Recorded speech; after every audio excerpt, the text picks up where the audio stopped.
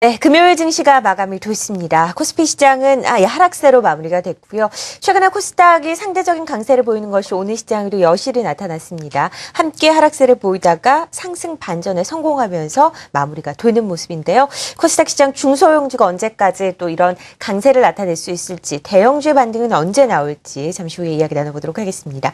한국투자증권 이프렌즈에어 허은정 연구원, JT인베스트 오현진 팀장 함께합니다. 안녕하세요. 안녕하세요. 네. 자, 코스피 특징적인 흐름부터 먼저 만나보도록 하겠습니다. 네, 오늘 하루 정말 좀 변동성이 많이 컸었고 특히나 매우 가볍게 밀린 시장이었었습니다.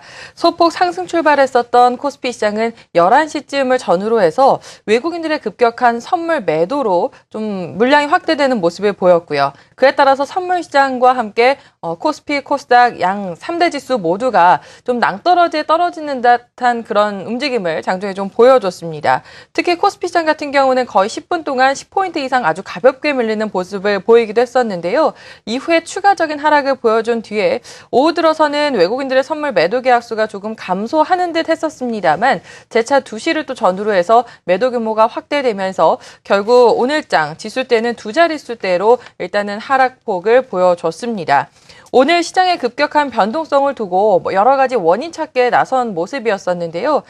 가장 중점적으로 대두됐었던 이유로 꼽히는 것 중에 하나가 월요일에 중국에서 4분기 GDP 성장률 발표가 있습니다. 7.6% 정도로 지금 컨센서스가 형성이 되어 있는데 지난 분기 대비해서 일단은 이 성장률이 좀 둔화된다라는 것 자체에 우려감이 있는 거 아니냐. 그리고 유동성과 관련돼서 우려감도 함께 좀 제시가 되는 모습이었었고요. 일단은 중국 증시가 장중에 계속적으로 좀 흔들리는 모습을 함께 보여주면서 이런 중국과 관련된 영향을 좀 받았다라고 얘기하는 쪽도 있고 일부에서는 영향력을 크게 보지는 않았습니다만 북한에서 상호 비방을 중단하자라는 중대 제안이 있었지만 일단은 한국 정부가 사실상 좀 거부하는 모션을 취하면서 그와 관련돼서 일정 부분 좀 우려감이 있었던 것 같습니다. 그리고 BNP 파레바에서는 한국의 가장 리스크 요인으로서 환율과 그리고 북한 관련된 리스크를 함께 좀 꼽은 모습이었었거든요. 이런 게 오늘의 좀 이슈하고 한데 좀 맞물렸었던 것으로 해석을 좀 해볼 수가 있을 것 같습니다. 하지만 오늘 이런 요인들로 시장이 좀 급락했던 것이라면 외환시장도 함께 사실 흔들렸어야 방향성이 맞을 텐데 지수는 흔들렸지만 일단은 지금 외환시장 자체는 하방 쪽에 좀 안정된 모습을 보여줬기 때문에 외국인들 선물시장 쪽의 수급 변화에 따른 좀 민감도로 해석을 하시는 게 더 좋지 않을까라는 생각이 듭니다. 전반적으로 오늘 업종별 흐름을 함께 좀 말씀을 드릴 수가 있을 텐데요. 대표주들, 그러니까 업종 대표주들에 대한 흐름을 좀 보도록 하겠습니다. 금일 삼성전자가 0.7% 정도 하락하면서 마무리를 지었고 SK하이닉스와 LG전자 그리고 LG디스플레이까지 전반적인 IT 대형주들 소폭씩의 약세 흐름을 보였습니다. 자동차주들은 시장 대비해서 조금 더 흔들리는 모습이었었는데요. 현대차가 2%, 기아차가 2.3% 정도 하락 흐름을 보였죠. 일단 지난해 유럽과 미국에서 점유율이 하락했다라는 소식이 있었는데요. 그것보다도 12월에 유럽 내에서의 판매를 좀 보아하니 전체적인 유럽 시장의 신차 판매가 늘었고 주요 글로벌 완성차 업체들의 판매도 모두 개선되는 흐름을 보였지만 유독이 현대기아차만큼은 12월에 판매가 좀 감소하면서 12월에 역신장하는 모습을 좀 보였습니다. 이런 영향들을 함께 좀 심리적으로 받은 것으로 해석을 좀 해볼 수가 있겠고요. 건설주들도 최근 좀 반등이 실리는 듯 했었습니다만 다시 GS건설을 필두로 해서 좀 마이너스에 대한 흐름을 좀 보여줬고요. 조선주들도 오늘 전반적으로 대우조선해양을 제외하고서는 하락하는 모습을 보였습니다. 그리고 오늘 수급을 보면 외국인들이 금융주 쪽에 좀 매도하는 모습을 보였었는데요. KB금융부터 우리금융까지 역시 1% 내외 정도의 하락 흐름을 보인 점을 특징으로 좀 꼽을 수가 있겠습니다. 그리고 오늘 특징주 중에 하나로는 호텔신라를 꼽을 수가 있을 텐데요. 시장의 변동성에도 불구하고 3% 이상 상승하면서 신고가 기록을 해줬습니다. 싱가포르 창의공항에 일단 화장품 매장에 대한 그 영업 허가권을 얻었고 그 이후에 급등을 했었죠. 네, 이후에는 잠시 좀 속도 조절이 있었습니다만 오늘장에서는 다시 한번 추가적인 재반등에 나서는 모습이었습니다. 그리고 일동제약 같은 경우에는 상한가 흐름을 좀 보였는데요.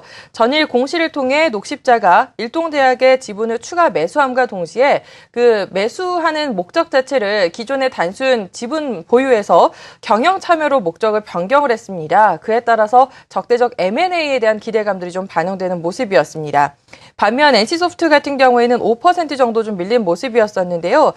일단은 그 부모님께 소위 꾸지람을 들었었던 초등학생이 좀 추신 소식이 있었습니다. 이와 더불어서 2월 임시국회에서 게임 중독법에 대한 통과 우려감이 함께 좀 대두되는 모습으로서 5% 가까운 하락 흐름을 보인 점 오늘장 특징주로서 정리를 드리겠습니다. 네, 대형주들 대부분 약세 흐름을 이어나가는 움직임이 나타났고요. 개별 재료를 보유하지 않은 종목은 도태되고 있는 것이 코스피의 현실입니다. 반면에 코스닥은 다릅니다. 시간이 지날수록 시총 상위 종목들의 빨간불이 켜지기 시작한 움직임이 나타났고, 물론 최근에 많이 올랐던 바이오, 엔터주, 개별적인 종목들 좀 흔들리는 움직임이 나타나기도 했지만 아직도 굳건하게 중소형주 움직이고 있는데요. 중소형주의 특징적인 흐름도 한번 짚어보도록 할까요? 네, 금일 코스닥 시장 코스피와 함께 조정으로 사실 좀 마감되지 않을까 그렇게 예상을 했었는데 장 막판에 여전히 좀 견조와 수급, 막판에 유입되면서 좀 시장을 상승세로 끌어올린 부분입니다. 하지만 뭐 큰 폭의 상승은 아니고요. 어찌되었든 간에 코스닥의 매수의 힘이 여전히 좀 떨어진 부분, 갈수록 이제 조금 떨어질 수 있는 부분들이 나타나고 있지 않나 그렇게 판단을 하고 있습니다. 금일은 시장에 좀 압박을 줄 수 있는 이슈들이 있었습니다. 첫 번째로 미국 같은 경우 실적에 대한 부담감이 조금 반영이 되었고요. 전반적인 경제 지표 호조가 나온 점은 테이퍼링에 대한 그 속도가 강화될 것이다라는 그런 우려감으로 인해서 코스피뿐만 아니라 코스닥 시장에도 어느 정도는 영향을 미쳤다라고 생각을 하고 있습니다. 또한 다음 주부터 나오는 이제 중국의 GDP라든지 산업 생산 등에 대한 지표 우려감, 현재 중국이 그렇게 좋은 모습을 보여주고 있지는 않기 때문에 그 부분에 있어서의 우려감도 코스닥 시장에 좀 어느 정도 작용을 한 게 아닌가 싶습니다. 오늘까지도 이제 코스닥 시장이 비교적 견조한 모습을 보여주긴 했지만 여전히 지수상으로는 좀 저항을 받을 수 있는 국면이다라고 판단을 하고 있기 때문에 보수적인 관점이 필요하고요. 오늘 또 금요일의 부담도 어느 정도는 잘 이겨낸 모습, 다음 주부터의 흐름이 사실상 좀 중요하지 않을까 이렇게 판단을 하고 있습니다. 그럼 업종별로 오늘 오른 종목 한번 살펴보도록 하겠습니다. 첫 번째로 비금속이 이제 가장 크게 좀 올라온 것으로 나타나고 있는데요. 포스코 캠텍의 상승세가 눈에 띕니다. 포스코에 대한 이제 추가 생산 정도 좀 반영되고 있는 것 같고, 인도 물량 확대에 따른 모멘텀 같이 좀 작용하지 않을까 하는 모습에 좀 반등했었고요. 모엔주도 역시 좀 강세를 보여준 흐름입니다. 운송 부분에서는 SGNG의 이제 상승폭이 좀 눈에 띄는데요. 3분기에 영업이익 좀 좋아졌다라는 이슈들이 나오면서 4분기에도 실적 개선세 이어가지 않을까라는 점, 주가의 긍정적인 요인으로 작용했다 판단하고 있습니다. 방송 서비스 부분에서는 이제 CJ 오쇼핑과 GMS 홈쇼핑이 좀 긍정적인 모습을 보였습니다. 아무래도 홈쇼핑주 현재 지금 내수주 중에서는 굉장히 좀 강한 모습 보여주고 있는데요. 높은 성장세를 이어가고 있고 앞으로도 이어갈 것이다라는 점, 특히 최근에 있어서 홈쇼핑의 모바일 판매가 늘어나고 있는 점은 긍정적인 부분으로 시장이 체크를 하지 않았나 이렇게 판단을 하고 있습니다. 통신 방송 서비스 부분에서도 CJ 오쇼핑이랑 GS 홈쇼핑 그리고 CJ E&M 견조한 모습 보였고요. 한국전자금융이 굉장히 강한 모습이었는데, 한국전자금융이 ATM기와 이제 CD기를 공급하고 있는 업체인데요. 무인 자동화 시스템이 이제 성장되면서 그 부분의 성장성이 부각될 것이다라는 이슈가 반영된 것으로 판단되고 있습니다.